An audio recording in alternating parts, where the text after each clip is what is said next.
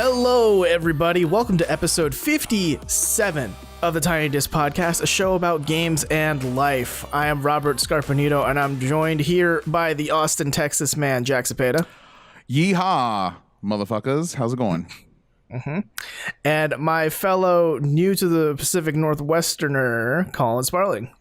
Hi, everybody. I'm just dying from heat exhaustion.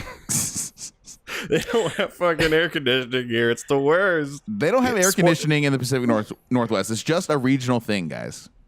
So, spoiler alert, Colin does die off at about the 30-minute mark of this episode. Yeah. So I might, if you see me pass out, well, not see me, I guess hear me pass out, you just hear a big thud, then you know what happened. Yep. No, it has been crazy, though. Colin and I have been here in Seattle for about a week and a half now. Yeah, that's a little over a week. Yep. Yeah. And yeah, shout out to anyone that's listening to this, because that means that you have survived the first week that we didn't put out a show. So props to that last week. But yeah, with the move and everything going on, it just wasn't technically feasible. The stars were not aligning. Not at all. It was a necessary hiatus, especially since, CenturyLink was giving us quite the runaround with installing our freaking internet. So, I mean, that wasn't really the problem. No? We got it installed in time. Well, yeah, after, they changed the time on us twice. Yeah. Did they give you any kind of account credit for that kind of shit? No, I was going to ask for it, but I was on hold for an hour and a half. Oh, hell no. With Brianna from CenturyLink. Shout outs to you. And for a while I was on hold, I was like, fucking A, dude, we got to ask for a free month or some shit. This is way too much. And by the end of it, she was like, oh my God, I'm so tired. Okay, we got it figured out. She was so exhausted. And I was like, okay, I'd feel bad. But for what was the problem? They didn't say, but there was some kind of hold on the account or something after we'd already paid the money. So all the money was on them now. It was just up to them to come and set it up. Whoa. So yeah, to come. That's all we needed from them. And so they said, yeah, we'll set you up tomorrow. 8 to 12 is the window. I called them at 11:50, and the dude's like, I don't know what you're talking about. Your window's 12 to 4. And I was like, cool. Well, all right then. Yep. And then a dude finally came at 2, and it took him 2.5 hours to set it up. Drilled a hole through our wall, but we got fiber, baby. They didn't have fucking... Oh, is that what the whole deal was about? Because they had internet, but they didn't have fiber? Yeah, they had to install fiber in our building after CenturyLink told us that it was already here. So the guy's like, yeah, there's no fiber in here. So we had to call our realty company that, owns our place and talk to our realtor, or our manager rather, and be like, hey, so there's no fiber in the place and they need to install it and they need to drill holes. Is that allowed? Is that a thing we can do? Mm-hmm. And so she talked to the guy and worked her magic, and then she's like, yeah, we want you guys to have internet, so you're good. I'm like, fuck yes. Because it said in our lease we couldn't drill holes in the wall, so we're like, oh my God, are we not going to have internet? And also, yeah, fiber is going to be a value add for him after you guys move out, so... Oh yeah, right, right, for sure. Yeah. So what kind of holes are we talking about? Just little tiny holes, right? Nothing crazy. It's nothing big. I mean, see the holes. It's just a little it's covered up by a little black box now, an actual literal black box. Okay, it's just covering it up now, so it's fine. That's just now where the tarantulas live. Yeah, exactly. Yeah. But my pet tarantulas and the bed bugs. But we have gotten the greatest fucking internet I have ever used in my entire life. Tell me about it. This internet is, we got a gigabyte down per second. So gigabit down difference. Whatever. Point is, it's fast. It's really fast. Yeah. And what's the upload? Same, gigabit up. So you're running speed of me and getting those speeds? I guess so. Have you been testing it? Is what I'm asking? No, haven't yet. But it's still great. It's rock solid. But when I've downloaded games from Steam, they were done. Yeah, downloading a game. Dude, I downloaded a game on my PlayStation via Wi-Fi, and it was done in 3 minutes. Dude, it sounds like your internet's even better than mine. Yeah, might be. It's freaky fast. I don't have fiber where I'm at right now, though. I just have 200. Yeah, our internet's sponsored by Jimmy John's. Freaky fast. Yeah, you guys are making me want to get fiber now. It's pretty cool. Ooh. It's not bad. It's not a bad deal. Yeah, it's pretty good. Honestly, so right now, as we speak, is the first time I've ever hooked up via wired, Ethernet. and it's stupid. Everything's just instant. Yep. Yet. Oh, that power. All that power, man. One man should not wield this much power. Yeah. No one man should have all that porn. I feel like I'm living in Sweden, man. This internet's so fast. Hey. Yo. Now all you need is to just be funded for 6 months to chase your dream by the government. Yeah. And go to jail in Sweden, too. I hear it's nice. Yeah, that's what I hear. Free schooling, though. Yeah, you have free tuition. Oh, yeah. Yeah. So Colin and I spent about 5 days in one small Mazda. Yep. We lived in a Mazda 3 for 5 days. You guys didn't get hotel rooms? We did. We did. Okay. We got hotel rooms pretty much every night that we on the way. Did you share a bed ever? Nope. Oh, wow. Thank God. I suggested it, but Colin was like, nah. And I was like, all right, fine. Listen. I'm sitting here in this room right now, sweating my ass off. Could you imagine if I was like around someone else's body heat? I'd just be a gross mess. Why did I'm just curious, Colin, Robert. we're not going to be cuddling. You won't be. I thought, well, that's a fucking deal breaker. Yeah, seriously. Like, Fine. why did you suggest sharing a bed? I'm just curious. Just save money. Save money, yeah. A fucking queen size bed. That's enough for 2 people. All right. Yeah, and until you're not trying to, lay in the wet spot from all the sweat. I know. And you guys were in Montana. This is way too parallel to Brokeback Mountain for me. Oh, shit. Colin cannot shut the fuck up about how beautiful Montana is. Oh, my God. I fucking love Montana. Listen. Yeah, like, real talk, Jack, if you don't interrupt him, he'll fill the rest of the show. I promise you, he will. There's not enough. I mean, there's not that much to talk about from what we see. Like, I mean, we saw a lot of cool shit, but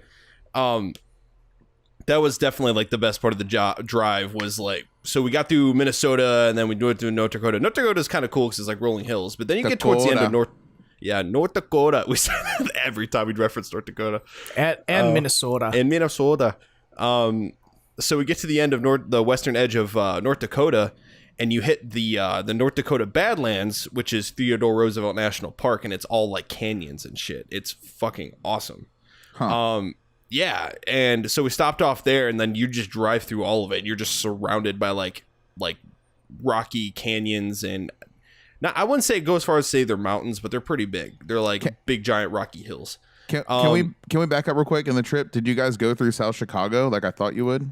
Yes. Talk about Maybe that we should real start. quick. We should start from the there. beginning. We should maybe. Start from the Okay. start. Start from the start. Yeah. Start from the start. So I drove to Bellevue, Ohio, spent the night at Colin's place, and then the morning after we fucking went straight to Chicago. It was like a 5-hour drive with the tolls.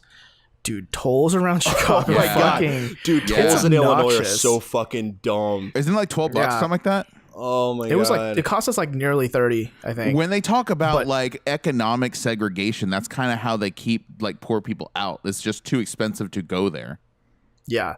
And it's not even necessarily that it's expensive, but it's also just like it bears down on you. You're like, okay, I've driven about another 5 miles at another toll booth and another one and another one. And it's just like, dude, I'm so sick of these toll booths. Yeah, and you had to like, so say if you're like driving down the road, right, on the Illinois like tollway or whatever it's called, you're just driving down the road and then it's like, oh, toll road. If you're paying cash, you need to get all the way clear over to the far right lane, and you're all the way in the left lane. It's a 5-lane highway. Oh shit! Yeah, it's some shit. So I mean, at you're least like, they well, give you shit. signs. Yeah, they did give you signs. But you have to get way the fuck over, get off on this toll road, pay the toll with exact change, and then get back on the highway. Now you can pass through the highway, but what they do is they basically capture your license plate number, and then you have to pay it online if you don't pay it there, or else you get a fee. Which the fee is like as if you drove across the entire state of Illinois, Right. and that's all the tolls. We kind of did. I mean, we pretty much did, but Yeah, but driving in Chicago though, terrible. fuck that. Yeah, That's it's awful. Some shit. Don't do it.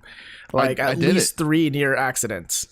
Oh, you mean Swear like to God. people like? So what time of day was it? Was it like rush hour? It was like 2 No, p.m. It was 2 p.m. middle of the day. It And wasn't just, even rush hour. What, like bumper to bumper? Everyone's going 75 miles an hour. Bumper to bumper, people not looking when they merge. Wow. Not at It's all. just like People, the dude, worst. one time there, no joking, almost got a near accident because this dude was emerging onto the fucking highway and clearly on his cell phone, like staring down at his phone, getting onto the highway. I'm like, what in the fuck is this maniac doing? Holy shit! Like, Yeah, oh, dude. so we parked and got into our Airbnb, which was nice. The view was nice, like 44th floor, Yeah, looking straight up middle at of Chicago. downtown So cool. Chicago. That's sweet. Yeah. And finally got our hands on Chicago style pizza, Lou Malnati's. Oh yeah. Yo. Absolutely bomb. So we got half and half. We got one that was like their original, which had like kind of a whole sausage patty there, which was weird. And then we got their like kind of vegetarian option as the other half. Kind of like the vegetarian option more, honestly. Yeah, we got pepperoni strewn throughout the whole thing, so it wasn't necessarily vegetarian, but it was basically their vegetarian toppings, but then like pepperoni thrown in on top. 2 slices of that kind of shit and it'll put you down. 100%. I was, dude. We were in food comas leaving there. Yeah. What's that? Oh, sorry. I was just gonna say, did you guys just leave your luggage and everything in the car? Pretty much. It kind of stressed me out, honestly, because it was like clear windows. Look at this back seat full of shit. Yeah. Okay. Yeah, So I mean, it that was definitely made us little nervous, worrisome. but and Chicago was where we were most worried about for that sort of Same. thing. But actually, this pink Snuggie that we joked about like almost a year ago, Saved that's your right ass. behind me right now. Yeah, we actually placed it over the back seat. So whenever you looked at the back seat, it was just like, oh, is that a pink Snuggie? All right, cool. Oh, it's just a pink Snuggie. Snuggie. There must be nothing underneath that. Never mind all There's the, nothing underneath. everything stacked so high it's almost like eclipsing the window. Yeah. Yeah. But like luckily though, we were in the middle of downtown, and this parking lot we were in had like it was surveilled, it had cameras everywhere, it was gated. Like we were in a pretty good spot, for parking. Like I don't think anyone's gonna be stupid enough to break in there because they're gonna get caught.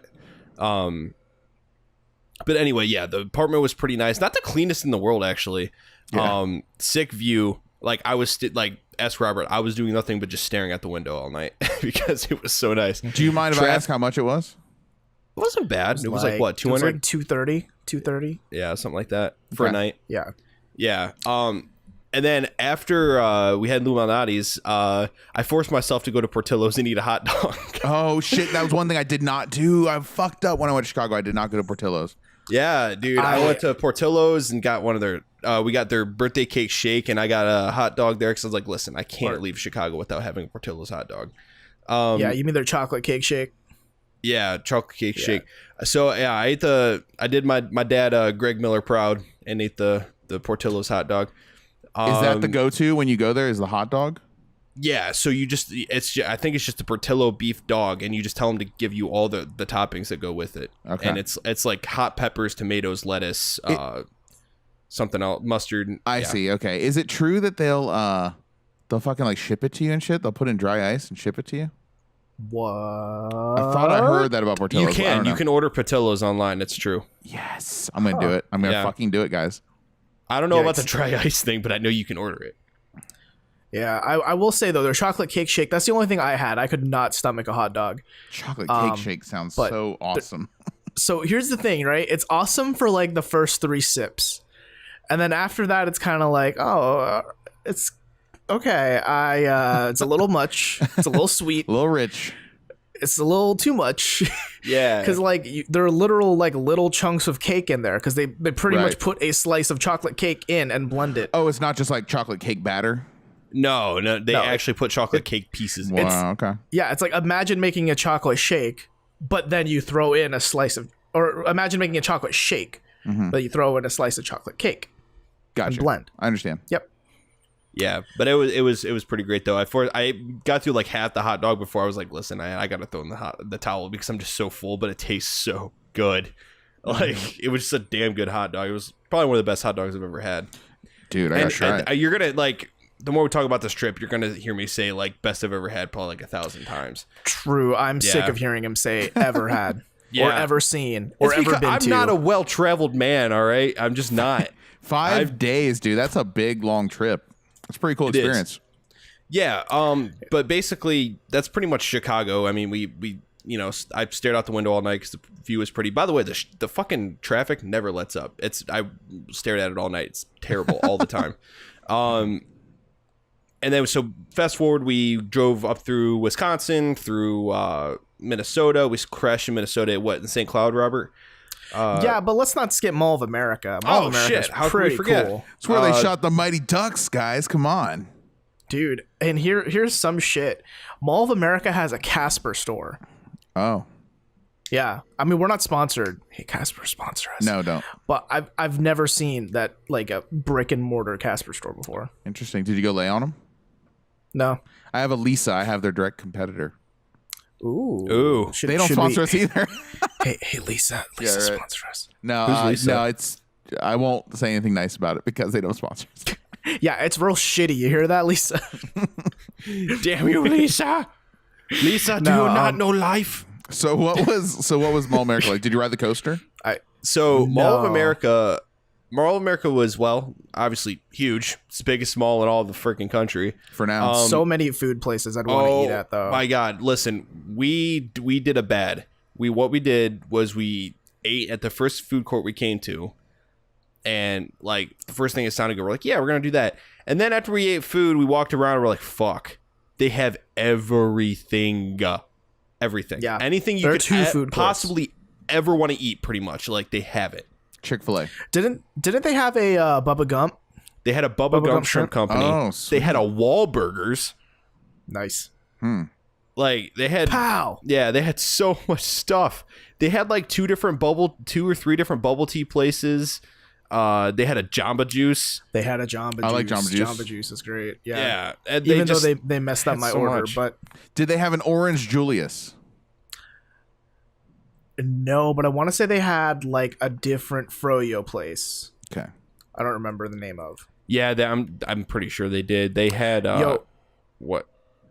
So this is like the first mall I've seen where they had a Marshalls in the mall. And a whole Best Buy. That was closing down, but it was still in the mall. The Best Buy was closing? Yeah, it was closing. Yeah, there was like a lot. Like there weren't any clearance deals either, which I'm like, dude, come on. Yeah, it was super depressing though. It was like cuz all the shelves were like half empty. Oh. And yeah, it was just there was like nothing there. I was like, "Oh, wow, that's a good place to get some clearance games." And they didn't have shit on sale. It was really sad. JK. Yeah. And what I find funny is we actually saw Jimmy Buffett's Margaritaville. Oh, finally. Which I pointed out to Colin because he didn't know like Margaritaville was a song. We've come full circle. Listen, motherfucker. Listen. And I pointed out, look, it's Jimmy Buffett's Margaritaville. Yeah. Well, this motherfucker over here, when we were riding down the Illinois tollway, I was like, listen, man, okay, we're going to need $1.50 at this next toll booth. Motherfucker hands me $0.75. And I'm like, Robert? Yeah, I was tired. I was like, morning. Robert, this is 75 cents. And I'm like, we need $1.50. And he's like, what? I'm like, we need 6 quarters, not 3. That's funny. Yeah. But anyway. Were you guys trading off driving and shit?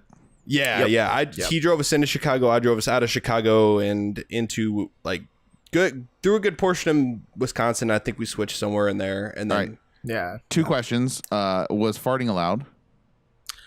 I mean, there wasn't any. I mean, you're together Yeah. that long. It just happens. Yeah. Well, you I mean, roll we down the didn't have window. rules like you have to roll down the window and put your ass out of the window. Yeah, unless I'm eating something like, I mean, it's not like I'm bad. Portillo's Like unless I'm farts. eating something that's like volatile. All right, and second question. So you drove through the south of Chicago. We didn't really talk about that much. Like, what were your thoughts of the south side of Chicago? And what time of day was it? I didn't really have thoughts. I was just Really? like, driving here sucks. Yeah, well, okay, so I thought it was like it's kind of rough, but it's like everything is really old going into Chicago. It's very like Rust Belt to a T, like the peak of the Rust Belt. Like I've never seen more actual rust, but like old machinery, like decaying on the side of the like, shoreline and shit. Yeah, and just like it was almost like kind of like almost a swampy type land you were driving through. But then there was like tons of factories and refineries. Not as big as like say if you're like driving straight into Detroit or something like that, but still pretty big. And yeah, there's just a lot of that sort of thing and a lot of like broken down looking areas. And it's, I mean, yeah, like some of we definitely passed through like the rougher part of Chicago when we were driving on the highway, like into Chicago. Oh yeah, dude. Well, what time of day was it? You said it was the middle of the day. It was like middle 2 of the day. Yeah, dude. When I went there at night, it was like it seemed like the electricity wasn't working. Something it was just all blackness and darkness. You could just tell it was just hood, like dark ass Yikes. hood. Man, it was freaky. And to be fair, we didn't like drive through the streets of South Chicago. We were on the highway pretty much until we got to the Still place. though, I was on the highway too, and I was just like, I swear to God, I hope my tire doesn't go flat or something like that somewhere where I have to stop here, even on that freeway. Yeah, right. Yeah, definitely. And the weirdest thing was though, there was like no traffic leading into Chicago until you got like right up on it. Yeah. Yep. There was nothing. We were like one of the very few cars in the road, and then you go over the Sky Bridge, and then you're driving for a while, still no cars, and then out of nowhere, boom, you're in fucking bumper to bumper traffic. Did you guys cross that wind farm? I think that was pretty cool. I remember seeing wind. I mean, we saw quite a few windmills on the way. I mean, you would have seen like thousands and thousands as far as the eye. There's a huge wind farm we passed through when we went through towards the end of Montana. But then also in Washington as well. Sweet. Okay, so you guys are in where are we at now? Montana? So we were at Mall of America. Minnesota. Yeah, Mall of America was cool. I mean, I'd go again just to like try the food there. Because like there are just so many cool restaurants, honestly. Oh yeah, that's definitely the main attraction. I feel like it's like the perfect place for a date. Oh yeah, 100%. Yeah. Like if I lived in Minneapolis, that's like the place to go. Yeah. Oh, cool. Agreed. Like, I mean, and it was huge, right? Like, it was like 3 floors of it and like a shit ton of stores. It wasn't as big though as I thought it was going to be. I thought it was going to be bigger, believe it or not. Like, I mean, it was pretty big. It was still huge. It was still massive. Don't get me wrong at all. Size.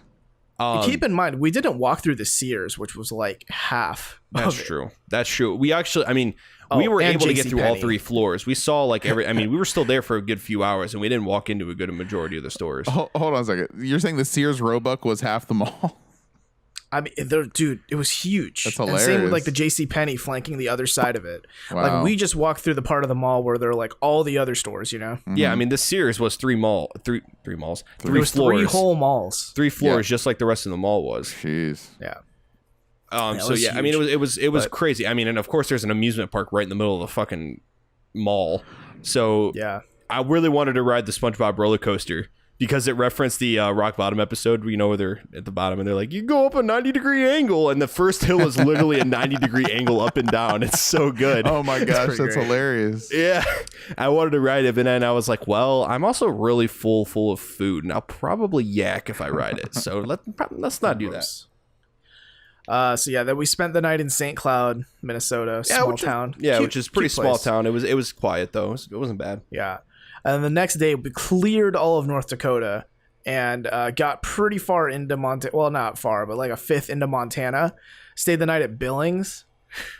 What a cool dude! Listen, what a cool little city. Really, and Billings is the biggest city in all of Montana, and it is smaller than probably Toledo. It is probably smaller than Toledo. Yeah. Like, it's tiny. And so what we did was, you know, we checked into a hotel or whatever, which was like the Vegas hotel. And it was a minorly sketch, but it wasn't bad. And so we went downtown and we're like, we're going to get some food and some drinks or whatever. And we went to Montana Brewing Company, super cool place on the inside. A lot of like woodwork, very open vibe, a lot of younger people. Great fruit ale. Yes. Great beer, great fruit ale. That stuff was good. And great food too. I had like not an open face, a French dip sandwich. That was fantastic. Ooh. Yeah. And we ended up taking some of their beer home and not drinking it. So, Rip. And then we got a growler out of it though. That's true. We did get a badass growler out of it. But then we ended up going to a place across the street. What was it? It was Martini's? Yeah, it was a martini bar. I don't remember the name of it though. Yeah, it was a martini bar. So we walked into this place and we sit down and you just like this waft of like cat shit hits you. It was the weirdest smelling bar. Here's the funny part though. The place looks nice. It's a nice looking bar. Very like hip, modern aesthetic to it. It's just, I don't know what the hell was going on. It just had a terrible, terrible, terrible smell. Like this is the kind of place where the waiters, waitresses, and bartender all have like a uniform code. Kind of like right. They look like butlers. That's so weird. Like everyone was dressed nice. Yeah, it was a nice place. So we sat down at this table after this guy's like, yeah, this table's open. Don't worry about it. And then like this older couple was sitting next to us, and the older guy gets up and greets us, and then starts cleaning the table. And we're like, what the fuck? Like, why is he cleaning our table? Like he looked like any other customer. Mm-hmm. And I look on the back wall, and there's a picture of the owner, and it's the owner cleaning our fucking table. So the owner that's and his funny. wife are sitting next to us, and we had drinks with the owner of the bar. That's funny. And dude, he was the coolest guy ever. He was so nice. And he was talking about, how the city has changed and stuff. And he was telling us all about what was going on there politically and how he's like working with city council to get big changes in the city. And yeah, it was just super neat. Like, you guys are living like an episode of Vice. I know, right? Yeah, it was cool. And the dude recommended me a drink, and it was Bruce's Manhattan, and it was the drink that was named after the owner of the bar, this guy. And it was a damn good drink. Wow. So yeah, and we had like some sort of brie. What was it, like some sort of cheese Bruschetta. That word. But no, it was fantastic. Then we Brie. We had some kind of British tatas. Brie's and cheese. Yep. Anyway, we got some British tatas to go with our beer. Anyways, so yeah, after that, we ended up going back to our place and kind of crashing out. Yeah. And then the next day, where did we end up the next day? I don't know. Use your geography skills, Colin. Gosh. What's west okay, of so the next Billings, day, Montana? Yeah, so we drove all the way to Livingston, Montana. Little town, fucking small as shit. Oh, yeah, you Livingston. look around, it almost looks like a desert, and then they just built one long road and then put stuff on that road. Let me ask you real quick. Was Montana multiple days of the trip? Nope. Clear. Well, we spent the night in Montana and then cleared it the next day. Right, we cleared the rest of it. But I mean, Montana is a huge state. Like, we were driving through it most of the day. Right. So we get to Livingston, right? There's this brewery Colin heard about from a friend called Neptune's Brewery. Their beer was pretty good. They had like a nice coffee stout that I had. But apparently they're known for their sushi. What? Yeah. In the middle of Montana. Where are they getting their so fish? this little podunk town, Livingston, Montana, that is a town that was built in the shadow of the fucking Rocky Mountains, just had the best sushi I've ever eaten. Really? And I asked the waitress, like, where do you get your fish, if you don't mind me asking? She's She was just like, oh, from all over. Yeah. And I was like, cool. Cool. Yeah. so just all over. it was really good then. Oh, it was dude, weirdly it was good. Amazing. Couldn't believe how good it was. Guess It's what, like, here we guys? are drinking beer. I had a buzz at 11 in the morning. You now have the hunger. It was human flesh. Yeah. Yep. Yeah, it was actually human flesh that we ate there. Yeah. All over. Yeah, just all over. You know, some chicken meat in there. Wow. Yeah, and then so we had like this bomb ass early lunch, and then we leave Livingston, and Livingston's a cool little town, and then so we drive around this huge ass mountain and go deeper into the Rockies until we hit I think we stopped at Missoula. that was Missoula. I was thinking of Bozeman, Missoula, Montana, which is an awesome little kind of hipstery town. Okay. Yeah, apparently there's a college there. Yeah, MSU, Montana State University, right? Okay. Yeah, I don't know. Yeah, and we stopped there, and we ate at this another brewery called Iron Horse, and we had buffalo and elk burgers. Pretty good. Yeah, I'm a fan. Which are pretty bomb, and we had some good beer there. And then we went to this coffee shop, which was one of the biggest coffee shops I'd ever seen. Seen. Yeah. We should have a ding counter forever. Anytime Colin says the word but ever, it's true. drink. I'm not exaggerating. I promise. Like, He's not a well-traveled man, okay? No, I'm not. So I walked to this coffee shop. It's like really old and like vaulted ceilings, and like we literally had to walk like, I don't know, a fucking football field all the way to the back to the actual checkout counter to order coffee. Like, it was huge. And so we ordered coffee, and it was some bomb ass coffee, and we hit the road again until we hit Washington. So we drove through the rest of Montana, through the Rockies, and by the way, it only gets more and more mountainous. We thought we were through the Rockies at one point. Nope. Nope. Eventually you're to the point where you're like, you're just riding your brake the whole time you're driving, because you're just going nothing but downhill. Yeah. Like, and then we got through. It took us like 30 minutes to clear Idaho because we were going through just the little strip of Idaho that separates Montana and Washington. yeah, it's Idaho is Right. gorgeous though. That patch of Idaho that we hit was awesome. Yeah, what was Yeah, that it was like? a Would cool that take you lake. like half hour, 45 minutes to drive through? About 30 minutes. Yeah, Coeur And d'Alene, then, right? Was that what the name of it? Yeah, we passed through Coeur d'Alene. Yeah. And then we got into Washington State, our new home. Did you And- did you get high enough altitude wise to see any snow? No, but No. our altitude fluctuated enough where like your ears pop. Yeah. Yeah, there was a point. I think we were 7,000 feet above sea level. Whoa! Was the Yeah. most dangerous part, you'd say, safety wise in Chicago? I mean, think- safety. What? Yeah, like actual personal safety. Personal safety, I would probably say Chicago for personal safety, but for automobile safety, I think the toughest part of the drive was definitely like downhill. Yeah, but the closest we came to dying was in Spokane. No shit. True, we'll get to that. Yeah. But yeah, in the mountains, right? Like when you're going down, not only is it like a straight down incline, but it's also like curvy roads, like you're turning left and right, left and right. Oh yeah. So like it's pretty easy to like if you're falling asleep at the wheel or like you're not paying enough attention, you could easily fuck up. Mm-hmm. Oh yeah, easily. And I think it was going through leaving Montana into Idaho, I think, or we took that massive detour. We were literally like on the wrong side of the highway because of all this road work that was going on purpose, and so, or like, on accident? No, it was the road work detour. It was like the official detour for the road work. And Google Maps was like, dude, what the fuck are you doing? You're driving on the wrong side. Like you're going against oncoming traffic. U-turn. What do they say? U-turn immediately. Yeah, it was like make a U-turn. And it's like, oh fuck. Hey, fuckface, what are you doing? Yeah, Google's just like, I'm sick of your shit, guys. Why are you going the wrong way? You're gonna kill us all. I'm too young of a phone to die. But no, so we spent the night in Spokane, which is like the easternmost big town or big city, I guess, in Washington. Yeah. So I booked us for a Quality Inn in Spokane and then another one in Tacoma for the next night. And I was like, Quality Inn, they're not like a Hyatt, but it's like they're a kind of well-known name. They're nice enough. Yeah.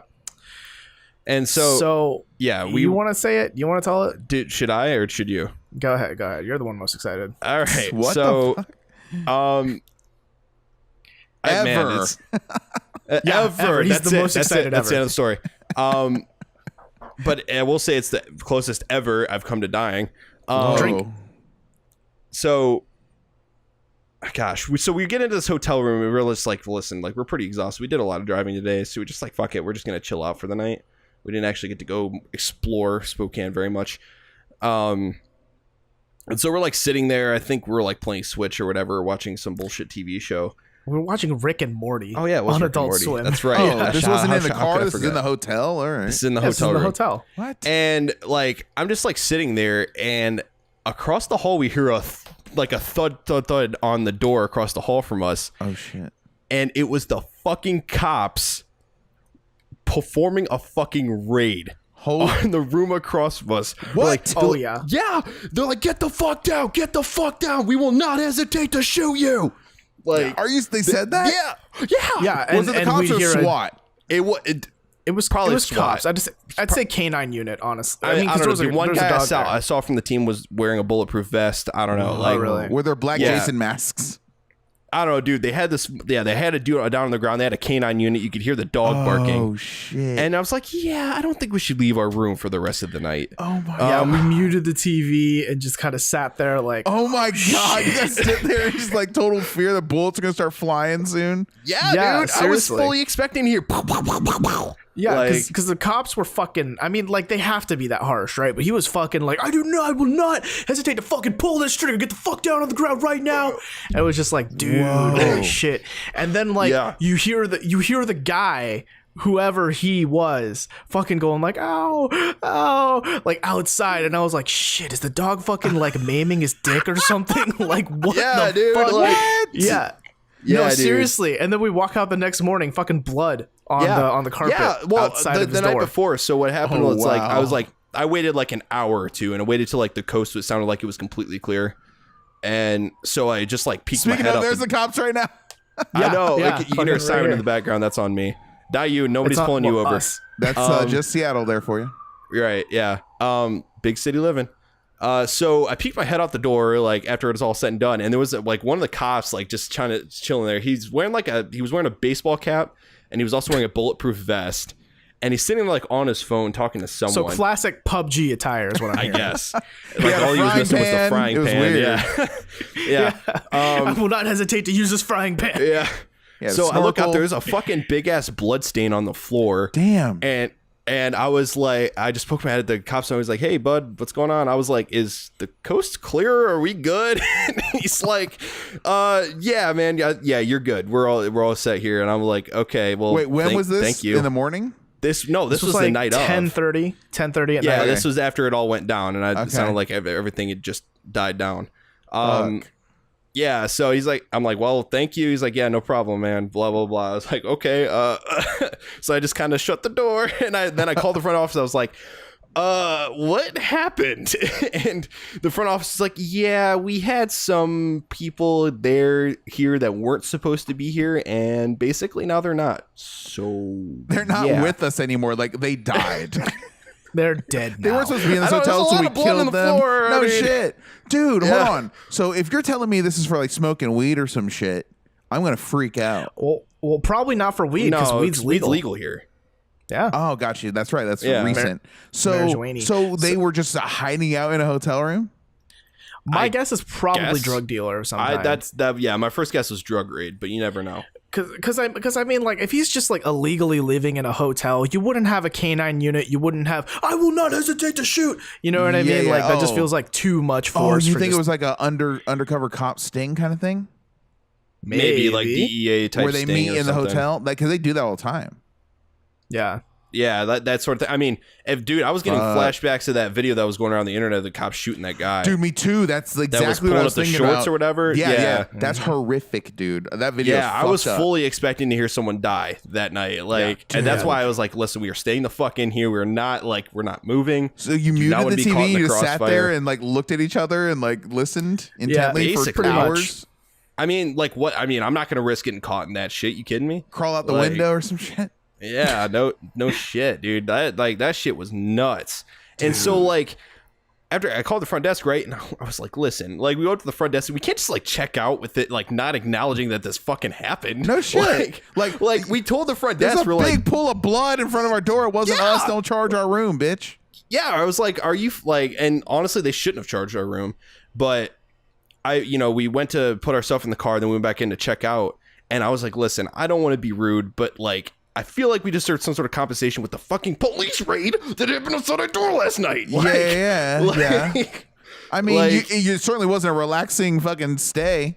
No, I was like, I was relaxed. Were you really? I was like, listen, like our safety was in jeopardy. Like, we deserve some sort of compensation. And she took some money off her room. It was not enough. Honestly, we probably should have called and bitched to corporate. Here's our free breakfast next time you stay. Yeah, seriously. No shit. But like it was just fucking, it was nuts. And like they were playing it cool like it was some usual thing or something. I don't fucking know. Damn. But like, I mean, maybe that just happens every day. I mean, maybe that's the room they use for the cop stings. I mean, it was far from the sketchiest part of town. Like, what city? Was this Spokane? It's Spokane. Spokane. Yeah, we found out it's pronounced Spokane, even though there's an E at the end. Spokane. We just pronounce it a different way every time we say it. I'm calling it Spokane. Yeah. Fuck everybody. Cocaine. Yeah. Spokane. So, wow. So holy shit. Glad you're safe. Damn, that's crazy. Yeah. We survived. Yeah. So that's good. That's a good story. Yeah, and then we spent 4 hours clearing the rest of Washington because I mean, if you don't know your geography, Seattle's pretty much on the complete other side. Seattle's practically Canada. Yeah, we're in Canada now. We're Canadian, eh?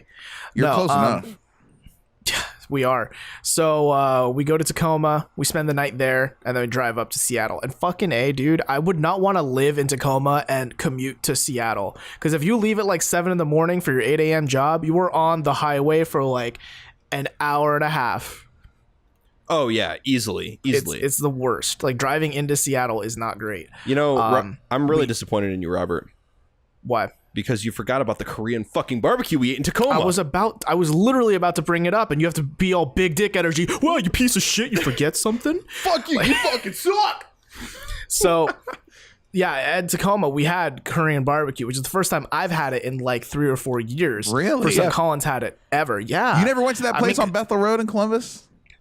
Gogi? Well, okay, so I guess there was that. Yeah, Jack, you and I went there. That's but I mean, thought, yeah, but like this was an all you can eat for $20. Okay, word. So that was some shit. Fucking loved it. It was great. Yes. Like, it was just nice to have that again. It was amazing. Yeah, I've never eaten so much meat. I had meat sweats. It was really hot in there. Oh yeah. So that's something that we're going to be finding a lot more of here in Seattle. Already in like the week we've been here, I've seen so many Korean places, so many like Asian places in general. Literally bubble tea on every corner. It's amazing. Really? Yeah. It's like it's crazy. We live right next to the International District, which is like basically Chinatown. Cool. So it's really awesome. The Is amount the of like walkability Asian cuisine pretty you have access to. Pretty high from where you guys live? Yeah, Pretty great. Actually, yeah. it's pretty and nice. the public transport's magnificent. Way better than Columbus. Oh, easily. There is no public transport in Columbus. That's why it's not a major city, really. Yeah, exactly. But Right. Seattle's public transport is like, I've relied on it more than my car so far. Yeah, Cool. it's pretty great. We have we have 2 bus stops like right down like 5 minutes, maybe 10-minute walk.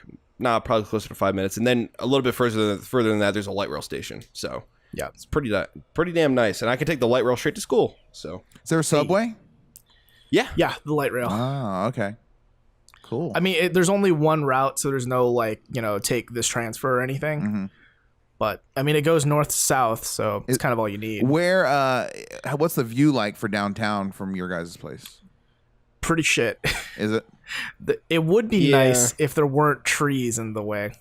yeah, we would actually have a pretty nice view, but there's branches of trees that are directly in our line of sight. Some to people where would the rather view look at would trees. be. Yeah, some people would rather look at trees, so maybe that's a highlight for some. But Yeah, I mean, Yeah. I guess the one bonus that affords you is like it's a little bit of privacy, I guess, because we do have a balcony, and a big like glass sliding door sort of deal. Right. So Colin can stand out there naked if he wanted to. Is what he's saying. I wouldn't go that far, but I mean, I'd do it anyway. But still, Of course. I feel like such a douche asking this, but how's the coffee? You wouldn't get it, man. You don't live here. Yeah, you don't get it. So here's a fucking funny thing about that. Like, so we went to a little place called Victrola Coffee, which is right down the road from us. Fantastic coffee, super nice people. Yeah. Okay. Actually, can I point this out? That was the first coffee shop we went to. It's like a mile away from our apartment, so it's like a good walk. Yeah. But it's nice. It's the closest one. And then Colin's like, okay, let's get a pour over coffee maker. That'll be cool, right? Now, Jack, please, I want you to guess what the first, not one, but 2 packages of ground coffee that he got for it. What brand they are? Folgers, Nope. Starbucks. Fucking Starbucks. Starbucks. Yeah, that was my second one. 2 things of Starbucks. And I'm like, dude, really? Really? It was cheap, okay? Jeez, what Really, else do you Starbucks get is in? not cheap. Really? On Here- Amazon, here it it is. actually is. Here it Okay. actually is. Okay. I mean, it was. Dude, everything's cheap on Amazon here. Like, I swear to God, this city runs on Amazon. Yeah, it does. Why? Yeah, I mean, Jeff, that's thanks, a Jeff. surprise. Yeah. Wow. Yeah, no, like pretty much almost consistently I've seen things cheaper on Amazon. Like, I'm considering not even going to grocery stores anymore and just doing it all via Amazon. The funny shit is, it'll save you money. Maybe. Yeah, it's weird. That's crazy. Yeah, I've never it's strange. like, I've never been one to want to rely on like, oh, I'll just get it online. But like, fucking A, just get it online. It's so much cheaper. Yeah, I do it all the time. Free 1-day shipping. Free 1-day shipping Yeah. is a thing here. Dude, I get free. And- I get and- free 2-hour delivery on groceries. Free? Yeah. If you spend $35, it's free 2-hour delivery. Oh yeah. No, he's right. Yeah, you just Yeah. but you have to pay tip though to your delivery person. Yeah, like $5. Mhm. Right. But no, I'm excited. Like, I've looked around the grocery stores. There's some Kona blend and actual Kona coffee around here. So I'm excited by those. I actually, in a previous job I had, actually was dealing with one of the Kona owners. Ooh. Yeah. Nice. Name drop. Did you get complimentary Kona They for the rest of offered your it life? to me. They offered, not for the rest of my life, but they offered to send me a case, but I couldn't take it. Oh, yeah. Makes sense. Yeah. yeah. But, I mean, have you had Kona before? Yeah, Chuck? yeah. I like it a lot. Yeah, it's some good coffee. Yeah, never had a bad Kona coffee. So, what else? Like, since you've been there for what, couple weeks now. What Well, we've had some damn good food. The crazy thing is actually, as we speak right now, Pearl Jam is getting set up to play here tonight. So that's pretty neat. Yeah. That's Yeah, cool. the home shows.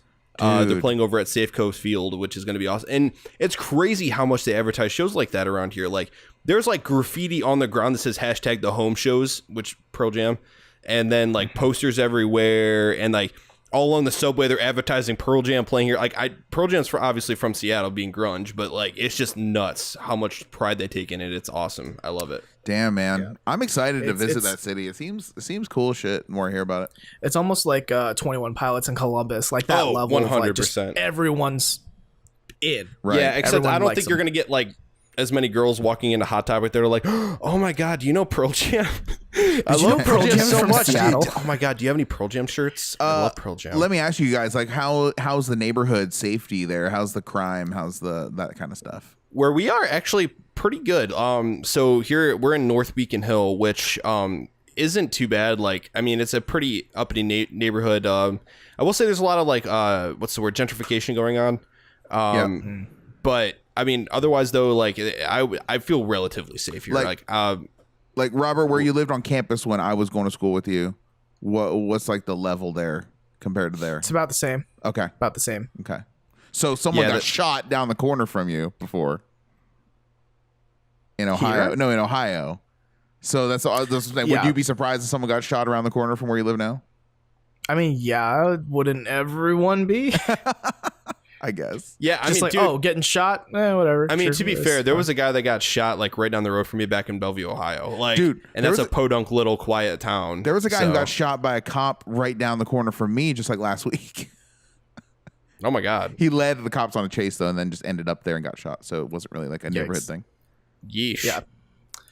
No, I mean, we still probably need more time to like set up in Seattle. Our living room is bare as fuck right now. Yeah, we have it's literally fold up like lawn chairs and like a little corner nightstand that Robert had. He had one laying around, and so we put it out there as a table for the time being. That's funny. And our TV is Colin's 27-inch monitor on top of 2 storage bins. Yep. So you guys have now you have beds, desks, and that's kind of it.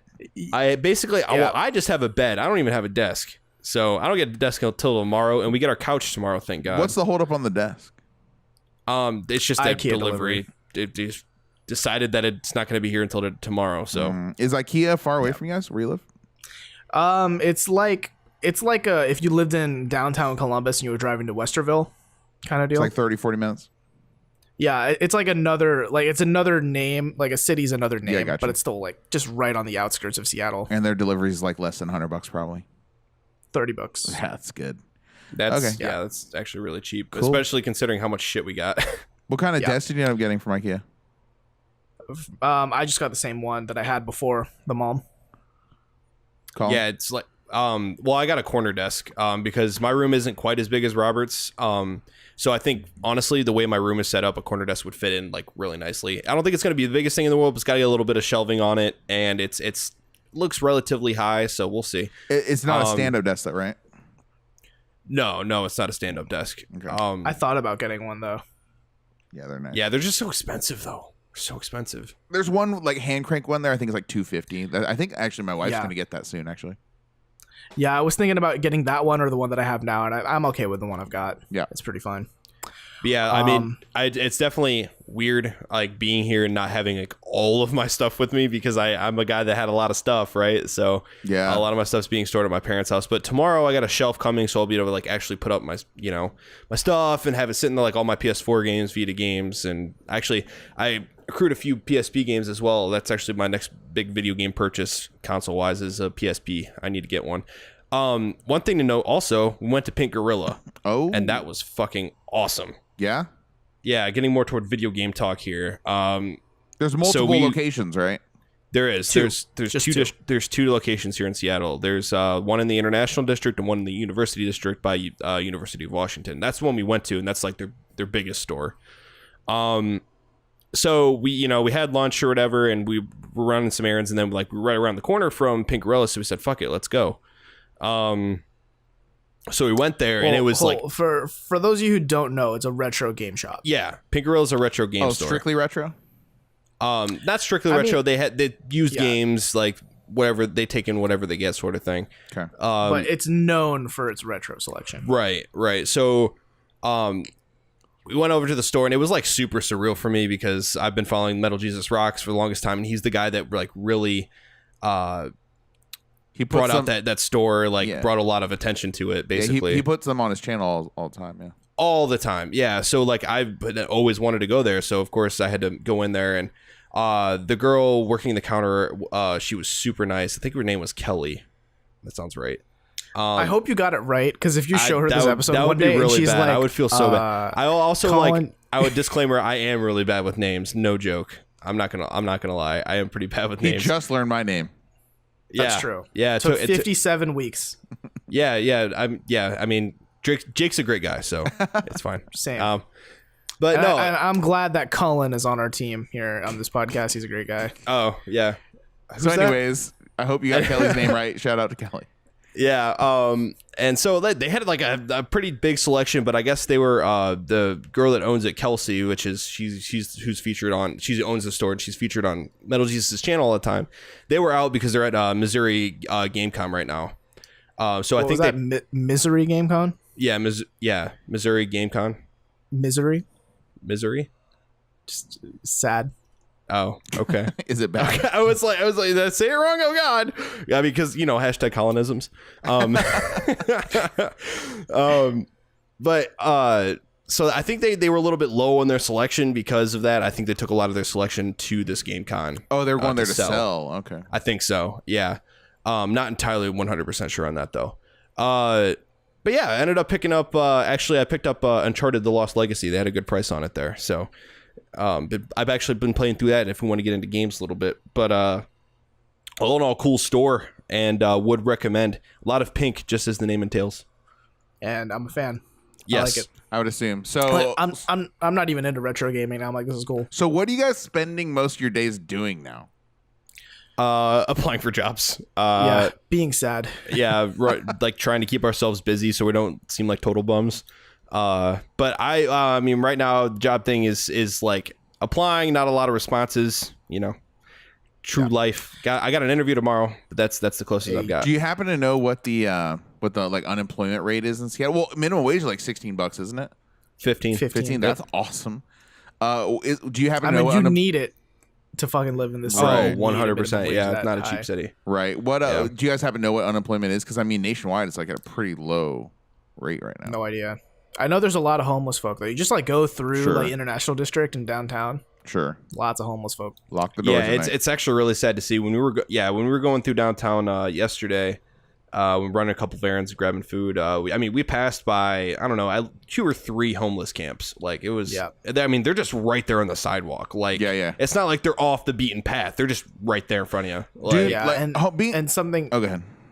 Just something else too. Like I'm in the process of trying to get a Washington license and Washington like registration for my plates and all that stuff. Mm-hmm. Boring administration things. Mm-hmm. But like, how you need to prove like your identity and your residency and all that shit. Like typical for they're like consistently. I'm seeing if you don't have a residency and or you are homeless, here are your options. Like that's something they just put on their website because that's how big the homeless population is here. Crazy, man. Yeah, I mean the up to cost of living isn't helping either. I mean, the realty companies are making bank. I mean, they're just jacking. I mean, they're trying to turn this into San Francisco, which is why they had to boost the minimum wage so much. I mean, it's eventually that bubble's got to pop somewhere. So I mean, that's gonna suck. Yeah. But I digress. Beautiful city though, like fantastic. I've loved being here so far. It feels like I'm on vacation, even though I'm not. Yeah. No, you're like furthest away from vacation right now. Oh, I know. It's the furthest thing from vacation, but I love it. So would you guys do another five day road trips anytime soon, or are you guys done with that for a while? Give me 5 years. I know. I'm making my way back to Montana sooner than later, though. I need to go hiking there. It's too pretty. Yeah. Dude, fuck the nature. Fuck the nature. Montana is so beautiful. Fuck the nature. Anyway. All right. Well, guys, that was the longest intro discussion we've had ever. It's about an hour. It's fine. We're all good. I think if there was one topic that deserved it, though, it was that. Yeah. It was the longest Colin's ever had. Let's live ever. Are we going to try and salvage an actual show out of this now? Yeah. So here's the thing. I kind of want to talk about news more than games because there's some big news. Oh, yeah. There was some big news. I think we can definitely talk about games later. We can talk about games next week or something, right? I mean, unless either of you two have a big game you want to talk about right now. I mean, nothing new that just came out or anything like that. Not until Monster Hunter in 24 hours. Right. Rip. Right. Okay, so So yeah, let's shift over to the news. So you guys know the name Philip Muchin? Myachin? Mukin? No, but you Mucus? should read my review of Dead Cells for the Nintendo Switch. Oh, this story. I don't know that guy. Philip Mucus. Yeah, so he was IGN's Nintendo editor. Oh, he got fired. He got let go, as they say. Fired. What? Yeah, no, he's gone. He is like fucking noose. Like he's not dead. Like, But you are it's just- fucking, you are baseball style. Like, you are out of here. Like, fucking. Right. So yeah. so to catch you up if you don't know this, so he released. Like, by the way, Dead Cells came out Tuesday this week. Version 1.0. Great game. Pick it up. Yeah, that was one of my Version games I want to 1.0, talk about. Perfect. Great game. We can talk about it next week if you want. Okay. But yeah, great game. Been playing it since early access. Great stuff. So since it's been in early access, you've kind of had a long time to like at least get a review, kind of started. So there's kind of like no excuse to not have a pretty decent review on launch. So Philip publishes his day before launch. And then a YouTuber named Boomstick Gaming publishes a video. It's like, IGN stole my review. What do I do? Yeah, I mean, I applaud Boomstick Gaming though. The dude was like, he's like, listen, this is what's happening. Like, he wasn't seriously calling anyone out. He was like, just like, hey, this is really similar, guys. Wait a Like, second. There's he like put a video out called IGN stole my review. What do I do? Yeah, It's seriously. pretty much called that. Yeah, I it's actually fucking have to watch that. Oh my gosh. it's actually an interesting watch because like Boomstick Gaming, he made a video review, right? And then of course Philip has one because IGN, right? You can't just write for IGN, you got to make videos. Yeah, watch So that he video played- and also watch Jim Sterling's video about his video. It's pretty good. It is pretty So good. What a fucking train wreck. Boomstick plays like 20 seconds of his video and then turns it over and plays 20 seconds of like Philip's video, and it's like, oh, okay, this is, I mean, it's a little similar but nothing too fishy. By the time you get to the end of the video, it's like not word for word but just like so fucking close that it's kind of like, dude, Yeah, there's it's structured no way. exactly the same. The runtime is almost the same. It's beyond. like, it's like beyond the the law of averages here. Like he definitely. Yeah. Like, Oh, yeah. Like it's to the point where the timestamps he'd point out were like very close. Like they were off by a few seconds between the two videos. Huh. Yeah, Yeah, and I so mean, the it's word kinda- choices were very similar in a lot of places. Yeah, like it'd be a difference of Philip adding the word really. So Wow. like Boomstick would say the gameplay is fluid, and Muchin would be like the gameplay is really fluid. I mean, Yeah, did the guy own up to it? Philip's still been radio silence as of this recording Wednesday night. Yep. But when Boomstick Gaming published the video and got a bit of traffic, IGN immediately removed their Dead Cells review and just put an editor's note like, we're investigating, and for now we're just gonna keep the review off while we investigate these allegations of plagiarism. And then this morning, you wake up to an article of, hey, IGN's let him go, and they're gonna re-review Dead Cells later this week. Holy shit! Right. Holy Yep, they laid the smackdown on him. Just as they should. Plagiarism will get you kicked out of any major university. Yeah, that's a good thing to put out there. A lot of people don't know that, crazy as that sounds. But wouldn't it, if he was innocent, wouldn't he like vehemently defend himself? Yeah, but he isn't. Like, he he's been clearly radio wasn't. silent. That's what The last what I'm thing saying, he posted. Yeah, the last thing he posted on Twitter was like the day he published the review. I think Greg Miller tweeted at him like, "Oh, hey, Dead Cells pretty cool. Like, it looks like I should get it." And Philip was like, "Oh yeah, I totally recommend Dead Cells." That's the last thing he tweeted. Yeah, and then it was funny because to that tweet that he tweeted at Game Over Greggy, Greg Miller, he's like, yeah, you should totally play Dead Cells. It'll totally scratch that itch you're looking for when you're not playing Octopath Traveler. And then a bunch of people replied to it were like, yeah, you should totally play Dead Cells. It'll totally scratch an itch when you're not playing Octopath Traveler. And it was just the same tweet by a bunch of different people, one after another. Yeah, Dude, no. Everyone was like thrashing How him. big was this YouTube channel? 10,000 subscribers. So, when he 10K, published the relatively video. small. And then Yeah. And then when I wrote an article about it yesterday at GameLuster, you can check it out at GameLuster.com, he was up to 28,000 subscribers. shit. Like, this is more than double the subscribers. 200%. And Yeah. Yeah, and it's like part of me is just thinking, because here's the thing, Boomstick's actually a cool guy. Like, he's not being all like, wow, IGN's a piece of shit and Philip fucking sucks. Like, he's just like, I'm not mad about this. I just wish I got the credit. And, you know, he's not blaming Philip. Like, he's just being very chill about it. Why don't they just use his review? Yeah, they should. So, that would actually serve the situation right. That'd be justice. Yeah, it would. Yeah. Right, it would be justice, but. I guess IGN just plans on farming it out to one of their other reviewers or editors. So here's the extra shit in the kicker, right? Jason Schreier of Kotaku did a little bit more digging, and apparently this isn't the first time that Phillips plagiarized. Oh, this one guy. Person's review. Yeah, I mean, that's the thing, man. Plagiarism is one of those things where, like, if someone plagiarizes, it's more than likely that that's not their first time doing it. So it's just the first time he's been caught. Wow. Basically. Yeah, but so like there was a video review he did for like, and this is for Philip's own channel, like he has his own YouTube channel. He did a video review for FIFA 18 for the Switch, and it's like so eerily similar to the review that was written for Nintendo Life, which is just the small news outlet that focuses on Nintendo, obviously. Damn. Pretty similar word for word. So like at this point, like here's the thing. Like I don't want to pile on Philip because I'm pretty sure Twitter's doing that for me. But like you shot yourself in the foot, dude. Like you're not gonna get another job in the games industry for a long time. Never. I mean, unless he wants to join our podcast, but well, I'm just kidding. It's just, you know, we're here doing our discussion. He's just like off in the corner, just quoting like catchphrases from other podcasts. He just Joe Rogan Experience. Joe Rogan all day, every night. Joe Rogan. No, he quotes me quoting Joe Rogan. I mean, this is multifaceted, right? Like there are a lot of layers to this. So I'm just thinking about over the last several years, all the personalities that have left IGN.